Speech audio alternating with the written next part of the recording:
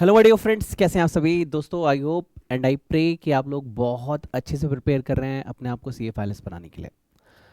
आज का जो टॉपिक हम लोग पिक करने वाले हैं, दिस इफिशिएंसी रेटिंग प्रोसीजर। ये क्या होता है मैं आपको थोड़ा सा एक्सप्लेन करता हूँ, उसके बाद हम कॉन्सेप्ट लिखेंगे और उसका एक एग्जांपल करेंगे, क्योंकि स्टडी मेट में इसका कोई एग्जांपल प्रॉपर नहीं है, तो मैं आपको एक प्रॉपर आंसर दूंगा कि एग्जाम में आएगा तो आप कैसे प्रेजेंट करेंगे। बात करते हैं इफिशिएंसी रेटिंग प्रोसीजर का मतलब क्या है।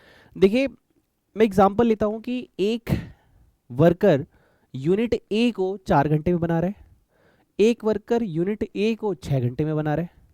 One worker were doing work with in 4 hours and other in 6 hours. तो हम किसे इफिशियंट बोले कि किसने अच्छा काम किया। कंपनी ने दिए थे 8 आवर्स, तो कहीं ना कहीं काम तो दोनों ने अच्छा किया। एक 4 घंटे में कर रहा है, एक 6 घंटे में कर रहा है। 8 घंटे किसने नहीं लिए, एक ने 2 घंटे का अपनी बचाए, एक ने 4 घंटे बचाए। लेकिन how much efficient they are, एक है यूनिट वाइज, एक है आर वाइज। एक है आप आर बेसिस पे आप बता सकते हैं कि कितना एफिशिएंट है, एक है यूनिट बेसिस पे। लेट सपोज एक दिन में आपको 10 यूनिट बनानी थी, आपने 12 यूनिट प्रोड्यूस की, तो यस यू आर एफिशिएंट। आपको 10 यूनिट बनानी थी, आपने 12, लेकिन हाउ मच। तो दिस इज एफिशिएंसी, कि आप कैसे चेक करेंगे एफिशिएंसी। 10 यूनिट बनाई थी, एक लेबर ने बनाई ओनली 8, तो उसने 2 कम बनाई, तो उसकी एफिशिएंसी कम है।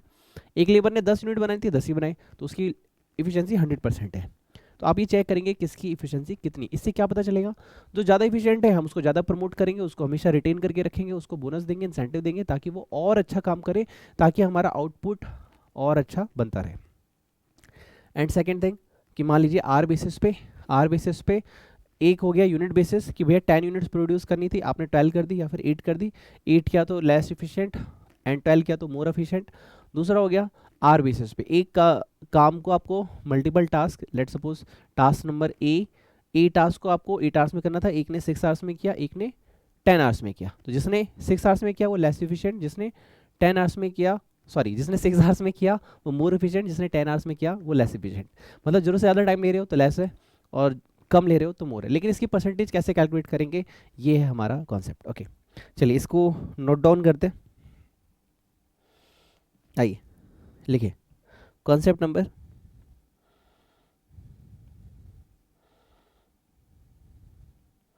Concept number 9।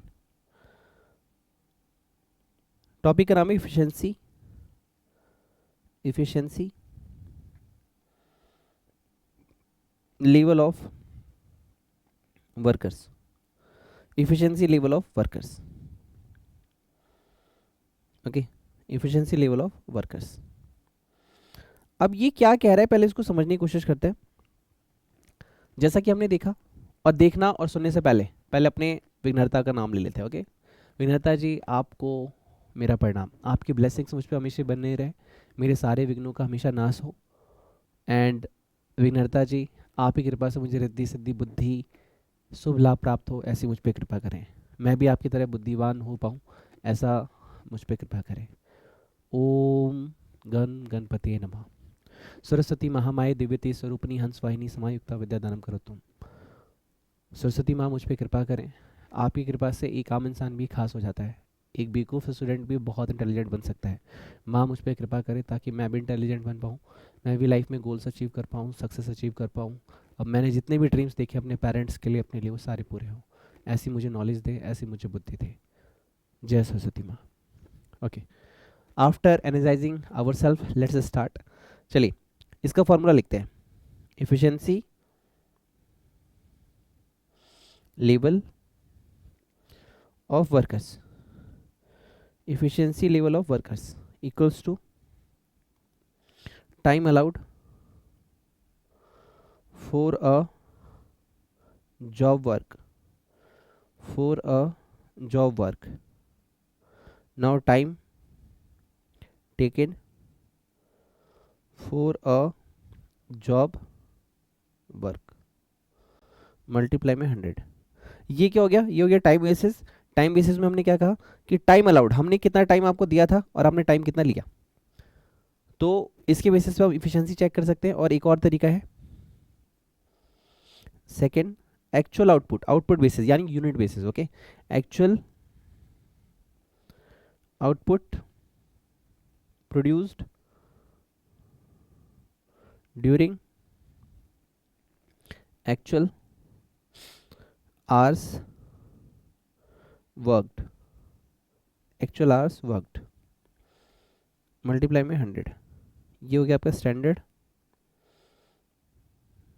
Standard output for actual hours worked, actual hours worked.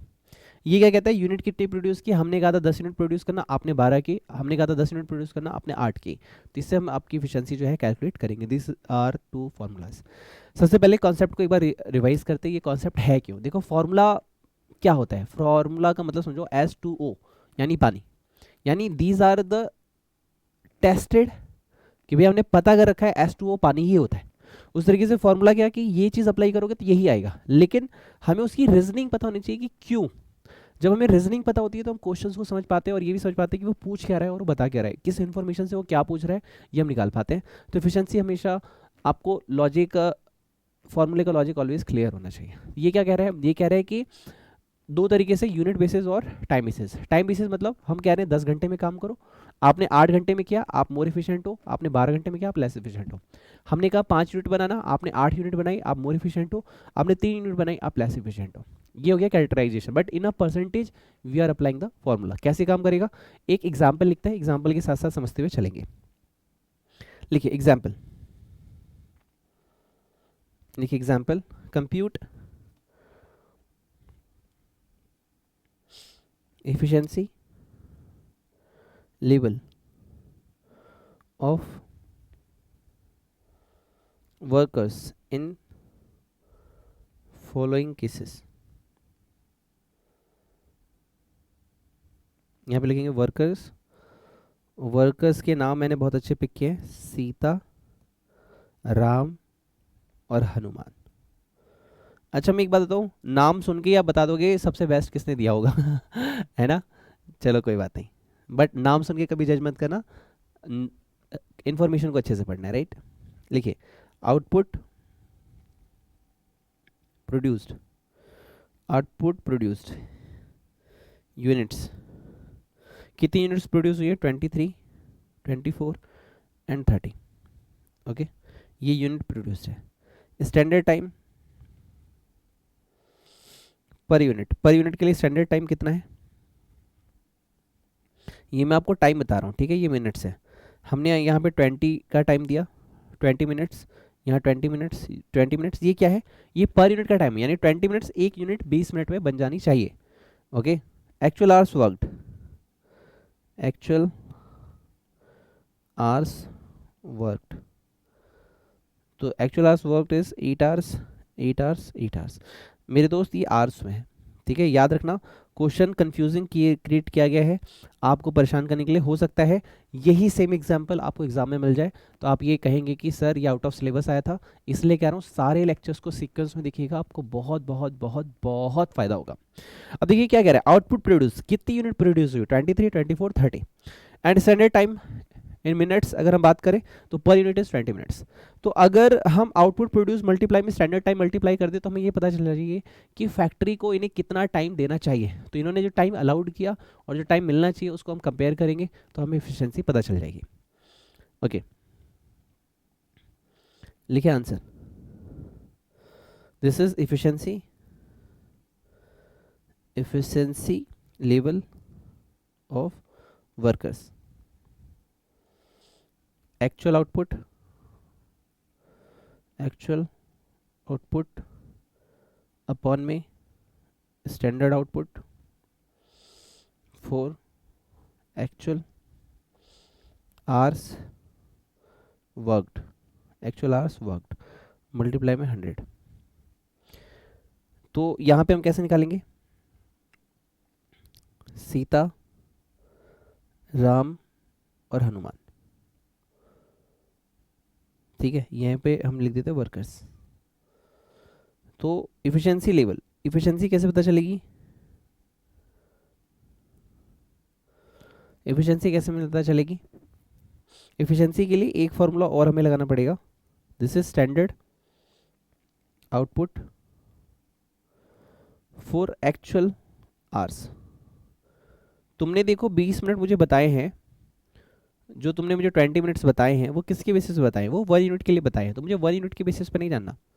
तो मैं आपसे क्या पूछ रहा हूँ, ध्यान से सुनिएगा।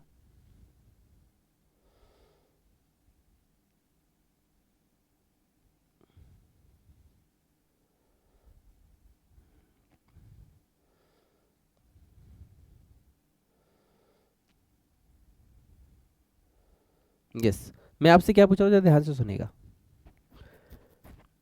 आप 20 मिनट में कह रहे हो कि 1 यूनिट बना लो, तो हम 60 मिनट्स में कितनी यूनिट बनाएंगे?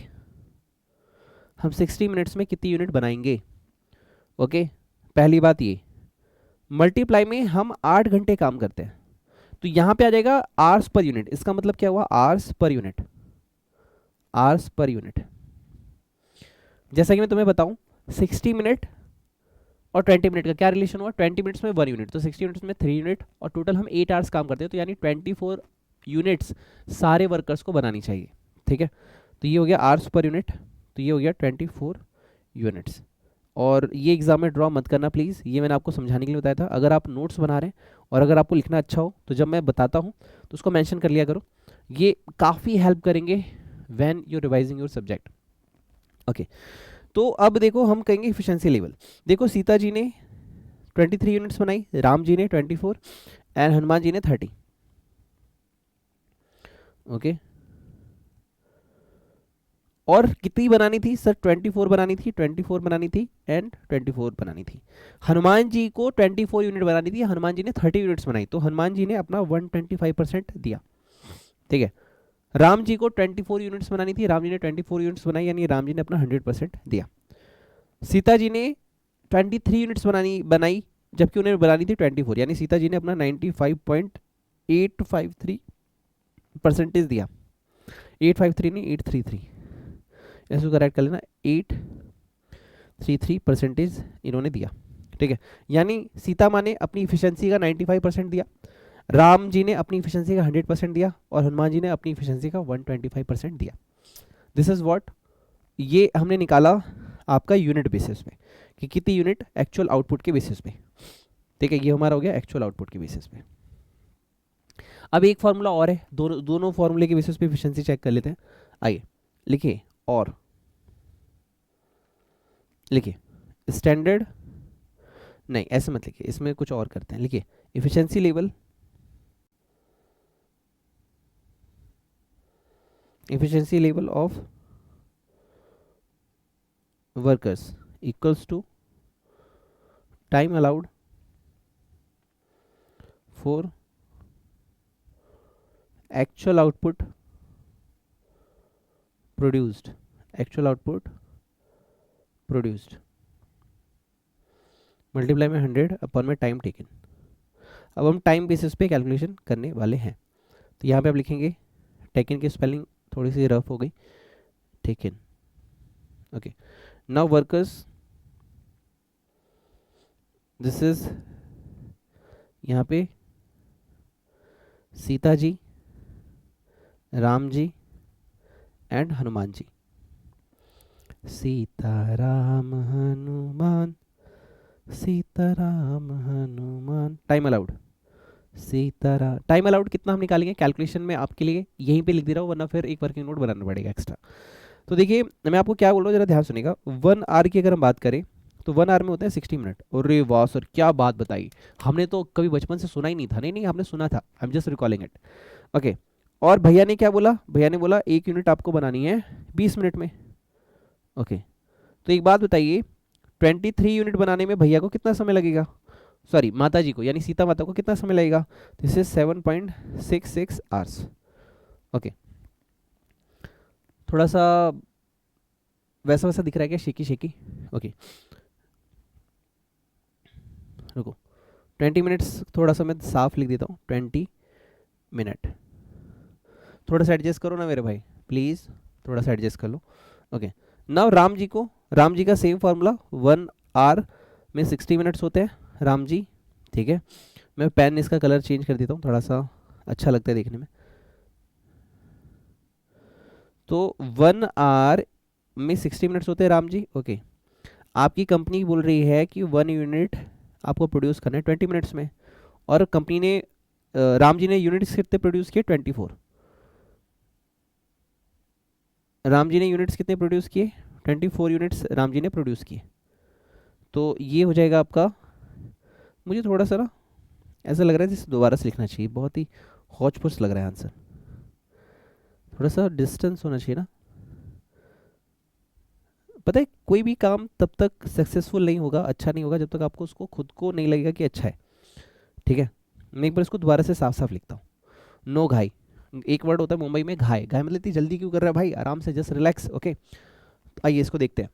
Time allowed, time allowed equals to, माँ सीता के लिए अगर हम बात करें, माँ सीता आपको 1 आवर दिए गए थे 60 मिनट के लिए, और 1 यूनिट प्रोड्यूस होने में 20 मिनट्स लगते हैं।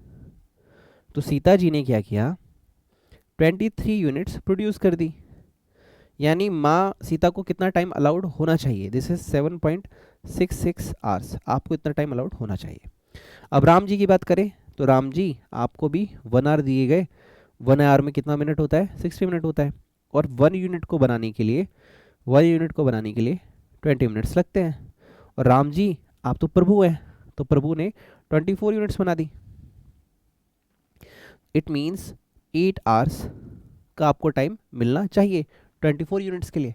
मतलब 1 आवर अपॉन में 60 मल्टीप्लाई में 20 मिनट्स अपॉन में 1 यूनिट, हम कैलकुलेट कर रहे हैं कि 1 यूनिट बनने में कितना समय लगना चाहिए स्टैंडर्ड। ओके, नाउ मल्टीप्लाई में हम कर रहे हैं कि यूनिट्स कितनी प्रोड्यूस की, तो हमें ये पता चल रहा है कि एक वर्कर को यानी सीता जी, राम जी, हनुमान जी को कितना टाइम अलाउड होना चाहिए। ओके, नाउ डियर फ्रेंड, यहाँ पे अगेन मैं कलर चेंज करूँगा। आप यहाँ पे लिखेंगे हनुमान जी आपको 1 आवर में 60 मिनट मिले थे, हनुमान जी बोले जय श्री राम। 20 मिनट आपको 1 यूनिट के लिए दिए गए थे, ओके, जय श्री राम। अब हनुमान जी ने क्या किया, 30 यूनिट्स बना डाली, जय श्री राम। तो हनुमान जी को कितना टाइम मिलना चाहिए? टाइम मिलना चाहिए हनुमान जी को 10 आवर्स का। हनुमान जी को टाइम कितना मिलना चाहिए? 10 आवर्स का। लेकिन कंपनी तो बहुत अच्छी है, टाइम टेकन, लेकिन हमारे सीताराम जी हनुमान जी ने कितना समय लिया? माँ सीता ने लिया 8 आवर्स। यानी जो काम माँ सीता 7.66 आवर्स में कर सकती थी, माँ सीता ने उसके लिए 8 आवर्स लिए। राम जी ने 8 आवर्स का काम 8 आवर्स में फिनिश कर दिया। टाइम अला टेकन कितना? 8 आवर्स। उसके बाद हनुमान जी ने भी 8 आवर्स लिए। यानी हनुमान जी आप जानते ही हैं, भगवान राम का नाम लेते ही उनमें जोश आता है, उन्होंने 10 घंटे का काम 8 घंटे में कर दिया। Now what's efficiency level? Efficiency level of workers, this is time allowed upon में टाइम टेकन मल्टीप्लाई में 100। ठीक है, ये छोटा सा फॉर्मूला यहाँ पे लिख लेना। So this one is 7.66 hours upon में 8 आवर्स मल्टीप्लाई में 100। So my dear friend this is 95.833%। Okay sir, ये तो ऊपर वाला आया बिल्कुल, हाँ दोनों से करो आंसर सेम आता है। ठीक है, 8 आवर्स अपॉन में 8 आवर्स मल्टीप्लाई में 100, दिस इज 100%। भगवान राम ने अपना 100% दिया। हनुमान जी को 10 आवर्स हनुमान जी को लेना चाहिए था, मतलब हनुमान जी को 10 आवर्स लेना चाहिए था, लेकिन उन्होंने लिया कितना? 8 आवर्स मल्टीप्लाई में 100, तो हनुमान जी ने अपना 125% दिया है। This is how you compute this question. Okay okay okay okay okay okay, चलो अब एक काम करते हैं हम फटाफट, हमने जितने भी कॉन्सेप्ट अभी तक पढ़े वो रिवाइज कर लेते हैं। ठीक है, बहुत दिन हो गए रिवीजन किए हुए, और आप इतने इंटेलिजेंट बच्चे हैं कि आप रिवाइज ही नहीं करते। सो इट्स माई ड्यूटी, क्योंकि आप मेरे साथ पढ़ रहे हैं तो हम सब कुछ रिवाइज करें। जी, लेबर कॉस्टिंग एम्प्लॉय कॉस्टिंग का मतलब क्या है? कोई भी एम्प्लॉय हमारे पास आ रहा है तो उसकी कुछ उम्मीदें हैं, क्योंकि उसको अपना घर चलाना है। वो आपके यहाँ पूरी ईमानदारी से काम कर सकता है और करेगा भी, लेकिन उसका घर कैसे चलेगा? तो इस ईमानदारी के बदले में जो हमें अपना टाइम दे रहा है, जितना वो एफर्ट दे रहा है, उसके बदले में ह्यूमन रिसोर्स जो हमें अवेलेबल हो रहे हैं, उसके बदले हम जो कॉस्ट बेयर कर रहे हैं, इसको हम लेबर कॉस्ट या एम्प्लॉय कॉस्ट कहते हैं। आगे नाउ टाइम कीपिंग क्या होता है? टाइम कीपिंग और टाइम बुकिंग दो कॉन्सेप्ट होते हैं, हमने अब तक पढ़ लिए। टाइम कीपिंग कहता है एक पर्सन 9 बजे आया, शाम को 6 बजे गया, यानी वो आपके ऑफिस में 9 आवर्स रहा, ये है टाइम कीपिंग। लेकिन टाइम बुकिंग क्या है कि 9 आवर्स के अंदर उसने काम किया, उसने ए यूनिट पे काम किया, बी यूनिट पे काम किया, सी यूनिट पे काम किया, काम किया, दिस इज टाइम कीपिंग। ठीक है, तो इसमें मेथड्स होते हैं, एक है मैनुअल में अटेंडेंस रजिस्टर सिस्टम, चाचा आए और भैया रोम रोम जो भी टाइम था उन्होंने लिख दिया, वो कितने बजे आ रहे लिख देते। एक था मेटल डिस्क क्या होता है, जैसे 9 to 9:30 ब्लू डिस्क रहेगी, तो ब्लू डिस्क जिसने रखी वो 9:30 तक आ चुका होगा।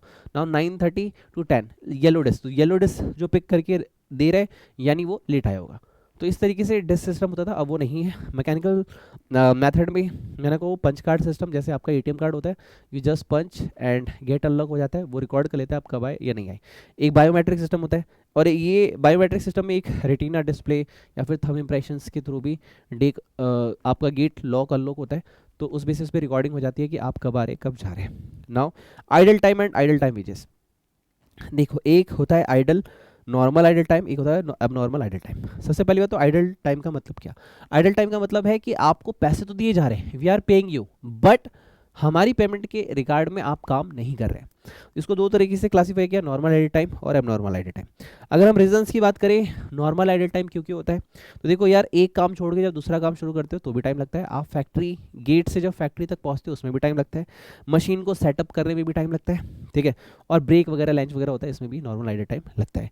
ट्रीटमेंट क्या होने वाला है इसका, तो ट्रीटमेंट में क्या भैया, ग्रॉस में से इफेक्टिव हम डिवाइड करते हैं, इफेक्टिव का मतलब टोटल में से आइडल टाइम को लेस कर दिया जाता है। जैसे आपने क्वेश्चन किया था 24 hour minus 4 hour equals to 20 hours, तो ग्रॉस को हम 20 आवर्स से डिवाइड कर देते हैं, हमें आंसर मिल जाता है। नाउ माय डियर फ्रेंड, एक एग्जांपल भी किया था हमने उसमें। अब एबनॉर्मल आइडल टाइम के रीजन क्या होते हैं, तो देखो पहला एबनॉर्मल लॉस का मतलब आप समझो कि जो नॉर्मल नहीं है, यानी यहाँ पे कुछ तो गड़बड़ हुई है। एग्जाम्पल मैंने आपको दिया था कि एक मशीन नई नहीं आई है, हमें पता है हर मशीनरी को 6 मंथ पे 1 ईयर पे रिपेयर कराना होता है, चेकअप कराना होता है, लेकिन वो आने में दूसरे दिन ही खराब हो गई। अब इसमें हम क्या कर सकते हैं, भूकंप आ गया, बाढ़ आ गई, या फिर मैनेजमेंट को लगा कि ऐसा होना चाहिए लेकिन नहीं हुआ, इंस्टीमेशन रॉन्ग हो गया, तो ये एबनॉर्मल के कॉजेस होते हैं। हाँ, आप इसे चाहो तो कंट्रोल कर सकते हो, लेकिन कई बार ये अनकंट्रोलेबल भी होते हैं। तो इसके ऊपर भी हमने एक छोटा सा बनाया, कंट्रोलेबल एंड अनकंट्रोलेबल। कंट्रोलेबल वो जहाँ मैनेजमेंट अपनी एक्सपेक्टेशन को, अपनी चीज़ों को सुधार के कंट्रोल कर सकता है। अनकंट्रोलेबल वो जो मैनेजमेंट के भी हाथ में नहीं है, जैसे ब्रेकडाउन ऑफ मशीनरी, अब उसको क्या पता था मशीन खराब हो जाएगी। दूसरा फ्लड, अर्थक्वेक वगैरह etc। ना competition of gross labour wages, तो इसमें हमने सिंपल सा पढ़ा था, कैसे पढ़ा था मैं आपको रिकॉल कराता हूँ। ये तो एक तो फॉर्मेट है, बाकी question as per the exam कैसा था वो बता रहा हूँ। जैसे एम्प्लॉय को वेजेस क्या मिली वो, डियरनेस अलाउंस क्या मिला वो, बोनस क्या मिला वो, कमीशन क्या मिला वो, ये सारी चीज़ें आपने ऐड कर दी। इसके बाद एम्प्लॉय को मिलती है ग्रेचुइटीज़ वगैरह, जैसे ग्रेचुइटी मिल रही है, पेंशन फंड मिल रहा है, जो जो उसको मिलता जा रहा है हमने ऐड कर दिया। ये हो गया हमारा ग्रॉस। नेट के लिए हम क्या करेंगे, जो आप घर लेके नहीं जा रहे वो नेट है, यानी दुनिया को जो आप सुनाते हो, जो शादी का मैंने एग्जांपल दिया, आपकी शादी पक्की होने वाली है, आप दुनिया को बताते हो अरे भाई मेरे को इतना फायदा हो रहा है, इतना कमाई हो रहा है, तो ये जो आप दुनिया को सुना रहे हो वो ग्रॉस है। लेकिन नेट में क्या होगा, जो आप घर लेके नहीं जा रहे वो फैक्ट्री डिडक्ट कर रही है at the time of retirement, या फिर आप जब छोड़ेंगे तब देगा आपको। लेट्स सपोज बोनस का पैसा आपको दे दिया, ठीक, लेकिन ESI जो कंट्रीब्यूशन है वो आपकी टोटल में तो आएगा, लेकिन आप घर लेके नहीं जा सकते क्योंकि वो उस अकाउंट में ट्रांसफर हो रहा है, आपको लेके नहीं जा सकते। और क्या एग्जांपल दूंगा मैं आपको, ग्रेचुइटी फंड हो गया, PF वगैरह हो गया, ठीक है, आपका रिटायरमेंट स्कीम वगैरह हो गया, मतलब जो भी पैसा आप घर लेके नहीं जा सकते वो हम लेस कर देते हैं। आपने कोई लोन ले रखा है बॉस से, वो उसका जो अमाउंट लेस करता है वो आप लेस कर देंगे, क्योंकि आपने मान लीजिए कहा है कि सर 5,000 रुपीज़ मेरी सैलरी से काट देना, अभी मेरे भाई की शादी है, या फिर मम्मी की तबीयत खराब है, 60,000 रुपये दे दो, तो 12 महीने तक वो आपको नेक्स्ट 12 मंथ तक 5,000 लेस करेगा, ये लेस होगा, कोई TDS वगैरह वो लेस होगा, तो नेट आ जाता है, ठीक है। इस तरीके से आप इसको याद रखेंगे। फिर हमने इस पर क्वेश्चन भी किए थे अच्छे अच्छे अच्छे अच्छे अच्छे अच्छे। नाउ टाइम बुकिंग हम ऑलरेडी डिस्कस कर चुके हैं, अब नहीं करेंगे। ओवर टाइम, ओवर टाइम क्या होता है, जो भी काम नॉर्मल टाइम से ज़्यादा काम हुआ वो हमारा क्या होता है, ओवर टाइम। इसमें हमने 1948 फैक्ट्री एक्ट देखा था, इसमें आर बेसिस और वीक बेसिस, यानी per day basis, per day अगर 9 आवर्स से ज़्यादा काम हुआ तो उसको हमें डबल पैसा देना पड़ेगा, और पर वीक अगर 48 आवर्स से ज़्यादा काम हुआ, per week 48 hours, per day 9 hours, ज़्यादा कम हुआ तो हमें ओवर टाइम देना पड़ता है। इसके ऊपर क्वेश्चंस 2-3 हमने किए, बहुत अच्छे बहुत अच्छे बहुत अच्छे क्वेश्चंस, इसमें दोबारा डिस्कशंस की जरूरत नहीं है। और इसके बाद हमारे पास एक आता है treatment of over time premium. तो पहला तरीका है कि कस्टमर ने खुद बोला कि भैया मेरे लिए करवा दो, अर्जेंट है, तो सारा पैसा उसी को ओवर टाइम का देना पड़ेगा। उसके बाद जनरल प्रेशर, कि देखो भैया हमें स्किल्ड लेबर ट्रेन रोज रोज तो कर नहीं सकते, स्किल्ड लेबर है, सारे वर्कर को बोलते हैं भैया 1 घंटा काम कर लो, काम हो जाएगा, तो ये हम सारे हमारे जितने भी वर्कर जितना भी काम करते हैं, जितना भी ओवर टाइम दिया जा रहा है, ये हम एक कस्टमर से चार्ज ना करके सबसे चार्ज कर लेते हैं। फिर एक आता है दीपावली होली, यानी यहाँ पे जनरल प्रेशर नहीं है, यहाँ पे पर्टिकुलर डे या पर्टिकुलर वीक या पर्टिकुलर इवेंट पे प्रेशर आ रहा है, तो इसको हम क्या करेंगे फैक्ट्री ओवरहेड में हम चार्ज कर देते हैं। इसके बाद ऑबनॉर्मल रीजन है कोई भी, तो हम इसको कॉस्टिंग पीएल में ट्रांसफर करते हैं। इसके ऊपर एक बेहतरीन क्वेश्चन है, स्टडीमेट में भी है, हमने क्लास में भी किया, ये आप देख लेंगे प्लीज़। इसके बाद हम आगे बढ़ते हैं, सिस्टम ऑफ वेजेस पेमेंट, इस पर हमारा सबसे ज़्यादा टाइम लगा है और ये आपका मेजर पार्ट भी है। अभी एक नेक्स्ट लेक्चर होगा, वो लास्ट पार्ट होगा, देन वी क्लोज।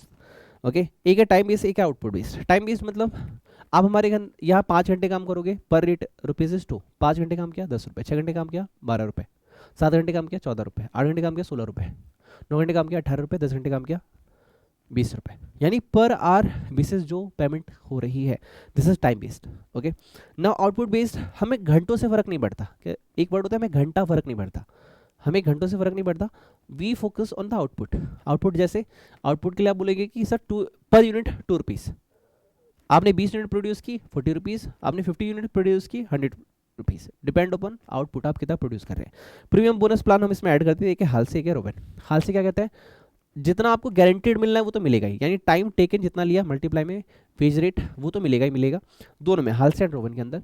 लेकिन हाल से कहते हैं 50% ऑफ टाइम सेव्ड मल्टीप्लाई में वेज रेट, जितना आपने टाइम बचाया है कंपनी का उसका 50% हम आपको बोनस दे देंगे। जबकि रोवन प्रीमियम में हमने इसके रीजनिंग भी पढ़ी थी कि किस किस लिए ये अप्लाई किया जाता है, we will discuss within this lecture. Rowan में हम क्या बोलते हैं, रोवन बोलते हैं टाइम टेकन अपॉन में टाइम अलाउड, आपने टाइम कितना लिया और टाइम कितना मिलना चाहिए था, मल्टीप्लाई में टाइम सेव्ड, यानी टाइम सेव्ड वैसा नहीं मिलेगा जैसा आप सोच रहे हो। इसके लिए हमने क्वेश्चन पढ़ा था कि आपका रोवन के अंदर मैक्सिमम कोई, जैसे एग्जांपल लेते हैं, एग्जांपल पे आते हैं फिर हम इसको डिस्कस करेंगे, क्योंकि ऐसी ये चीज़ें क्लियर नहीं होगी।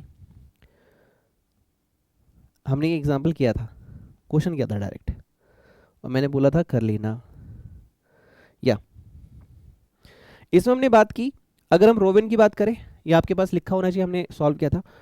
इसमें हमने बात की थी कि रोवन भैया, मिस्टर रोवन, आपने 7 आवर्स सेव कराए और आपने कितना पेमेंट किया 7, और जबकि एक पर्सन सिर्फ 4 आवर्स सेव करा रहा है उसको मिला 16। रोवन भैया ये कहते हैं कि टाइम टेकन अपन में टाइम अलाउड मल्टीप्लाई में टाइम सेव्ड, मतलब वो ये नहीं कह रहा कि भैया जितना टाइम बचाओगे उतना पैसे लेके जाओगे, हाल से क्या है टाइम बचाओ पैसा लो, टाइम बचाओ पैसा लो, कहते हैं हम प्रोपोर्शनेट देखेंगे, क्योंकि ये भी हो सकता है कि आप जल्दबाजी के चक्कर में कंपनी का नुकसान करवा सकते हैं। ये रोवन का पहला लॉजिक है जो कि हाल से उसे बेहतर बनाता है। तो हमने कुछ एग्जाम्पल किए थे ऐसे ही। What is intention of Rowan plan, तो हमने कहा in the name of the speed quality of output should not be deteriorate, यानी हम तो जल्दी काम कर रहे हैं, हम तो आपका टाइम बचा रहे हैं, बट टाइम बचाने के चक्कर में क्वालिटी खराब ना हो, इसलिए हम ये नहीं करें सारा टाइम बचाओ, 50% टाइम बचा लो, उतना हमारे लिए बहुत है। उसके बाद company is converting the manual operation into mechanical operation या फिर मैकेनाइज्ड ऑपरेशन, उसमें वो कह रहे हैं मशीन से लगा रहे हैं। अभी एक बंदा सिर्फ बटन ऑन ऑफ करता है, सारा काम मशीन कर रही है, कह रही जी पहले काम जो 20 घंटे होता था अब 8 घंटे में होता है, तुमने थोड़ा ना किया, वो सारा काम तो मशीन ने किया, और तुम बोलोगे तुमने किया तब तो तुम बोनस पाओगे, इसलिए हमने रोवन स्कीम वहाँ पे लगाएंगे, ताकि Rowan scheme time allowed upon में टाइम सेव्ड मल्टीप्लाई में, सॉरी टाइम अलाउड अपॉन में टाइम टेकन अपॉन में टाइम अलाउड मल्टीप्लाई में टाइम सेव्ड, सॉरी मैंने गलत फॉर्मूला बोल दिया, हो जाता है, इंसान हूँ, अगर परफेक्शन होती तो भगवान होता, थोड़ी बहुत गलती हो सकती है, बट लॉजिकल रहेगा तो आप गलती सुधार लेंगे। टाइम टेकन अपॉन में टाइम अलाउड मल्टीप्लाई में टाइम सेव्ड, इससे क्या होगा, जो तुमने टाइम बचाया है तुमने बहुत ज़्यादा भी टाइम बचा दिया तो भी तुमको उसका फ़ायदा नहीं होगा। Now in case of engineering, मान लीजिए कई बार रेट फिक्सिंग में टाइम गलती हो जाती है, ऐसा ना हो कि आप मैनेजमेंट की गलती की वजह से लेबर को ज़्यादा पैसा मिले और उसने काम गलत किया, तो इसलिए भी रोवन स्कीम लगाया जाता है। Now that the bonus under Rowan plan is maximum for a job when time taken is 50% of time allowed, तो कह रहे हैं अगर 50% किया है तो क्या ज़्यादा पैसा मिलता है, हाँ, जैसे 4 आवर सेव किए तो 16 रुपीज़ मिला, लेकिन 1 आवर सेव किए तो ओनली 7 रुपीज़ मिला, ये डिफरेंस है। उसके लिए क्या bonus under Halsey plan 50% sharing equal to the bonus under Rowan plan, क्या 50% टाइम सेव्ड इन रोवन और 50% टाइम सेव्ड इन हाल से सेम होता है, हाँ सर सेम होता है। ओके, ये आपको कुछ बातें याद रखनी थी। नाउ मैकेनाइजेशन ऑफ फैक्ट्री, ये कोई आपका कॉन्सेप्ट, सिर्फ कॉन्सेप्ट है, इसमें फॉर्मूला कुछ भी नहीं है। मैकेनाइजेशन मतलब क्या होता है कि कई बार देखो हम फैक्ट्री में मशीनें लाते हैं, बट मशीनों की भी कॉस्ट होती है, बट मशीनें लाने से 2 फायदे होते हैं, काम जल्दी होता है और हमारा लेबर का खर्चा बचता है। ऑन द अदर साइड काम तो जल्दी हो रहा है लेकिन मशीन की रिपेयरिंग कॉस्ट ऐड होती है, तो आजकल के लोग टाइम बचाने के लिए कॉस्ट बचाने के लिए कहीं ना कहीं मशीन की तरफ जा रहे हैं, लेबर कम होते हैं, मशीनें बढ़ती हैं, इसको बोलते हैं मैकेनाइजेशन ऑफ फैक्ट्री। ये हमने लास्ट कॉन्सेप्ट में किया था और हमने इस पर क्वेश्चन कर लिया है। Now today's concept, efficiency level of worker. Efficiency level of worker क्या कहता है? इफिशिएंसी लेवल ऑफ वर्कर कहता है कि देखो दो टाइप्स आप इफिशिएंसी चेक कर सकते हो, यूनिट बेसिस और time basis. Time taken upon में टाइम अलाउड मल्टीप्लाई में 100, ये हो जाएगा टाइम बेसिस। और यूनिट बेसिस टाइम मतलब यूनिट प्रोड्यूस, और यूनिट प्रोड्यूस मतलब देखो दो तरीके से आप बोल सकते हो कि एक्चुअल आउटपुट आपने कितना किया और कितना आउटपुट होना चाहिए था, मल्टीप्लाई में 100। ओवरऑल मीनिंग क्या है इसका मतलब ये है कि देखो हम आपको 10 आवर्स दे रहे हैं, अगर आप 12 आवर्स में काम करेंगे यानी आपकी इफिशिएंसी खराब है। वही आपने 10 आवर्स का काम 8 आवर्स में किया यानी आपकी इफिशिएंसी अच्छी है। यूनिट वाइज क्या होगा, आपको 8 यूनिट बोला था आपने 10 यूनिट्स बनाई, आपकी इफिशिएंसी बहुत अच्छी है। आपको 8 यूनिट्स बोला था आपने 6 यूनिट्स बनाई, आपकी इफिशिएंसी खराब है। इसको मेजर करने के लिए हम efficiency level of worker check करते हैं।